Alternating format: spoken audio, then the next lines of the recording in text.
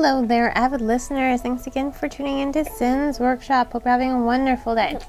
Alright, so today we're going to be reviewing Kindred Spirits by Mark Anthony and Ellen Porath.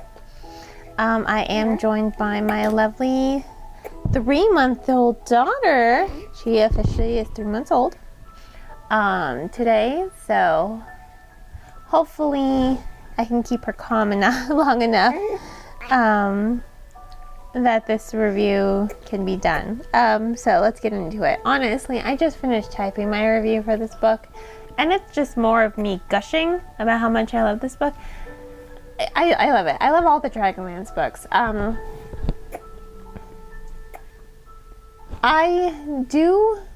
You can read this book or listen to it without having read Chronicles, Dragons of an Autumn Twilight, or the whole Chronicles trilogy. Dragons of Autumn Twilight, Spring, Winter Night, Spring Dawning.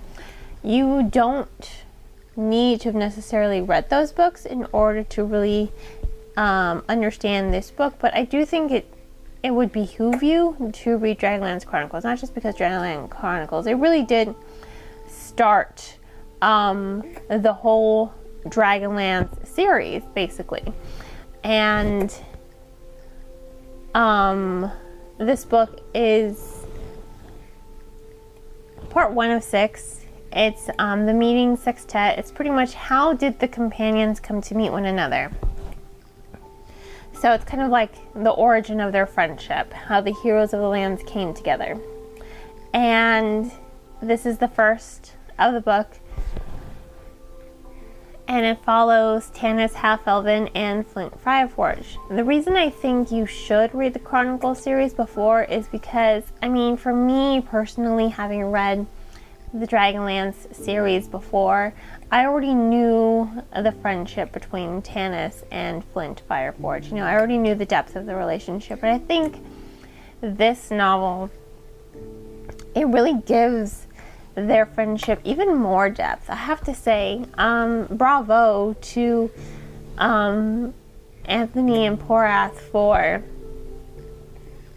understanding these two characters and understanding the love that these two characters have for one another and the strong depth of their friendship. We never really know the whole story. They tell us briefly how they met in Chronicles. They kind of tell us briefly how all of them met in order for them to become the heroes of the lands, but now we're really seeing it. You're seeing the birth of our friendship, and it's so wholesome and it's so wonderful, and these authors definitely understood who these characters were.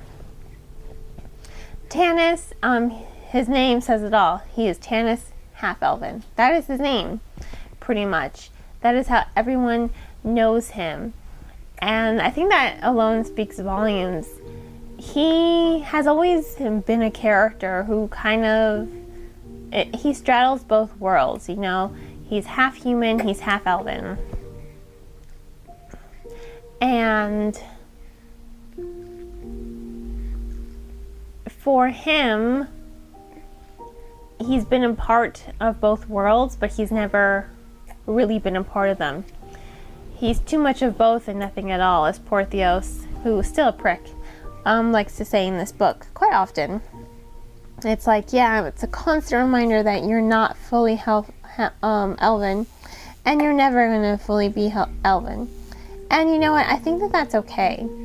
I think that does speak a lot. You have to remember this book was published back in 1991, and back then, I'm pretty sure Dragons of Autumn Twilight was first published, I think it was in 1985. So you have to think 80s, early 90s, even nowadays today, when you are part of two different races or two different cultures, there is always this feeling of being an outsider. You're constantly, and I think nowadays we're getting a little bit more away from this, but especially back in the 80s, it was just like, you have to choose one. You are either one or the other. You can't be both, you know? And I think that that's wrong. You can be both. And Margaret Wise and Tracy Hickman, they show us, you know, Tanis's journey. At first, he kind of goes more human, and then he chooses Elven, and then you're just like, he chooses both at the end of the day. By the end of the trilogy, he has accepted both parts of himself. And in this novel, you really get to understand why it was such a struggle for him to go on this journey. And you also see it with his relationships in Dragonlance, with Kitiara and La Rantalasa. You're seeing the different kind of loves that are there.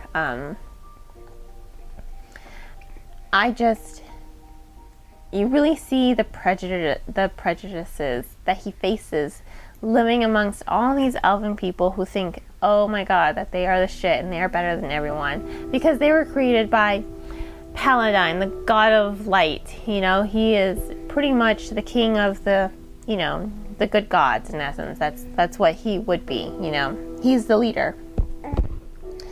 But the elves are just as obnoxious and flawed as everyone else. They are no better. And you really do see that through Flint's perspective. I mean, we already know it as readers, but you're kind of seeing the wisdom of Flint's perspective, because he's a dwarf. So he's also seeing all these prejudices. He's also seeing the racism that goes on in the Elven Kingdom. You know, they pretty much close off their borders and outside trading after the cataclysm. They're like, we don't want anything to do with the rest of you guys.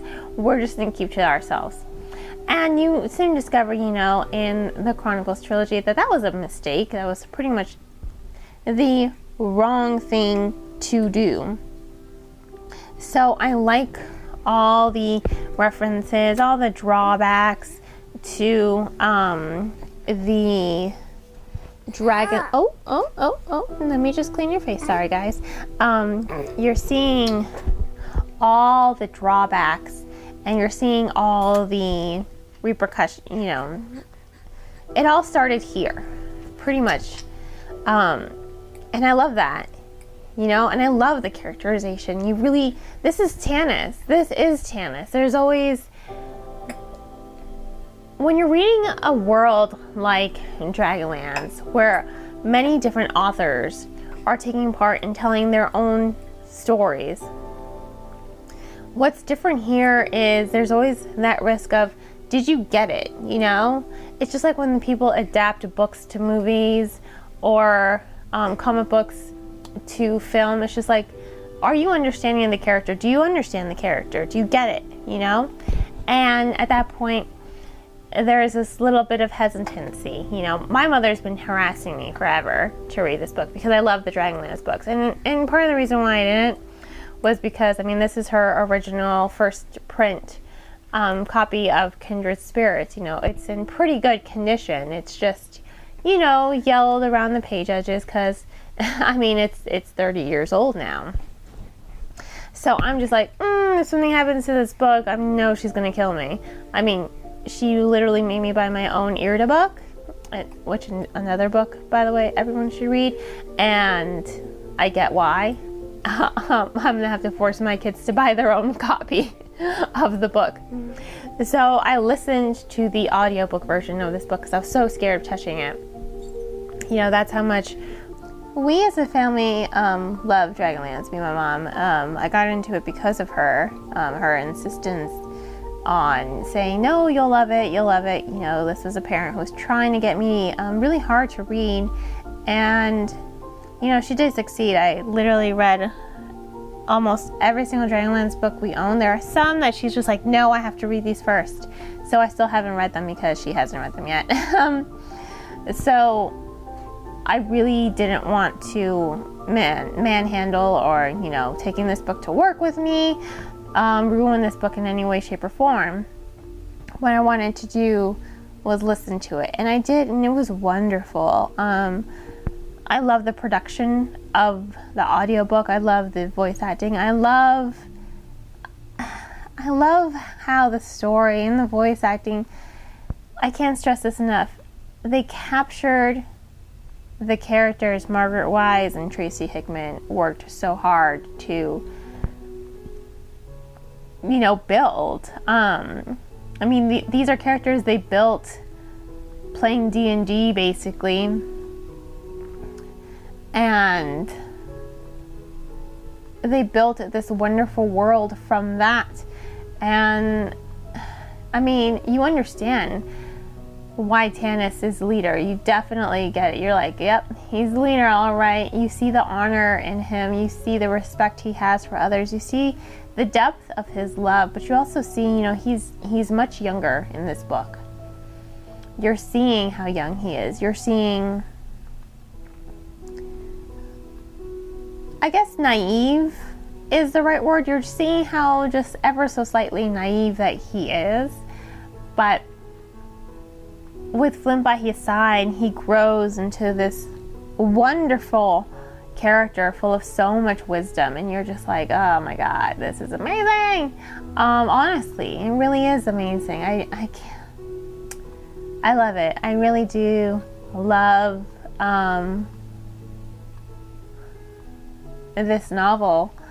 I'm so happy I finally made the time to read, and if you're wondering why, it's because Wise and Hickman are coming out with a new book, Dragonlance Destinies, Dragons of Deceit, August 9th, and I'm so looking forward to it. I'm just like, yes, the return of Dragonlance. I hope it means the return of Dragonlance. I am just over my head, over my heels excited for this. So I had to be like, what, I have to reread everything. And it's impossible for me to reread everything, and I want to so badly. But Kindred Spirits, it captures the passage of time so beautifully. It captures the storytelling, it captures the characters, it captures the world of Krynn and the elves. And I like this, when I first read Dragonlance, I wasn't a huge fan of Laurana, but by the end I was, and even more so now, given seeing how she was raised and how she grew up, with Tanis and Flint, there's more depth in understanding her characterization. There's more depth in understanding her relationship. And now more than ever, I'm happy that, spoiler alert, Tanis chooses Laurana over Kitiara. The way they love him is different. And I just think it is wonderful to see these characters just evolve. I think it's wonderful to see these characters at their beginnings, to see their relationships at the beginning, see how they were able to form such strong bonds. So I have to give this book 5 out of 5 stars. I mean, if I could continue, but I'm just gushing at this point. I'm gushing. I have a lot of love for Dragonlance as a universe. I have a lot of love for those book series. I remember going into the bookstore and just seeing whole bookcases of them. And now to see Dragonlance just kind of dwindle down. Many of the books, are out of print. You can't even buy them anymore. It kind of, really just break my heart. So hopefully, Dragons of Deceit means the return of Dragonlance as a world, because if this book proves anything, is that this world is so rich. It's so rich. It's so wonderful. It deals with a lot of emotion and a lot of relatable tickets. Most importantly, that of being, biracial. Being a part of two worlds and part of none, and kind of feeling like an outsider at all times looking in, being pressured to choose between one culture versus another. And I don't think anyone should feel that pressure. I feel like both parts are what made it this precious person, and so both parts should be honored and respected. And for Tanis, the way he came into being wasn't ideal in any sense of the word. word, but he is better than anything. He is a hero of the lands, and to just see where he came from, I think it puts a lot of things in perspective, and it gives more depth, like I said, to the relationship between him and Flint and him and Laranna. Actually, between him and everyone, you're seeing all the depth to it. So again, 5 out of 5 stars. If you want to go ahead and purchase the book, which I highly recommend, you can get ebook copies. I know Amazon is selling copies of it, new and used, but the audiobook version of it, the production was spectacular, so I do recommend the audiobook version. And on that note, I hope you all will continue to support me here by liking this podcast, subscribing to it, and sharing it with all your book-loving friends. I hope you all have a great rest of your day, and as always, happy reading.